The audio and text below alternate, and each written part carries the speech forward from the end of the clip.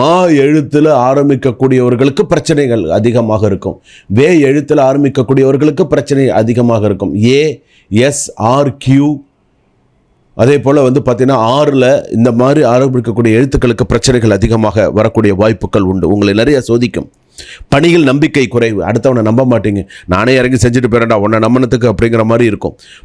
பழைய பணம் வராது இருத்தல் போன்றவை பிரச்சனைகள் தோன்றலாம். மணி ஃப்ளோட்டிங் சரியான முறையில் இருக்காது. கடன் வாங்காதவர்களையும் வாங்க வைக்கக்கூடிய சூழ்நிலைகள் உருவாகலாம். குடும்பத்தில் கருத்து வேறுபாடு, பிள்ளைகளின் நடத்தையில் சிரமம் இருக்கும்.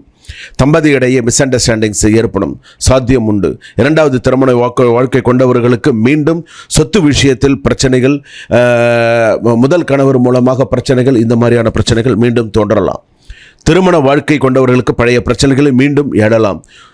சொத்து விஷயத்தில் ஆவண தாமதம், விற்பனை அல்லது வாங்குதல், கொடுக்கல், வாங்குதல், விற்கல், அதுக்கு எல்லாத்துக்குமே பார்த்திங்கன்னா சிக்கல்கள், சட்ட வழக்கில் கூட தாமதம் கூட இருக்கலாம்.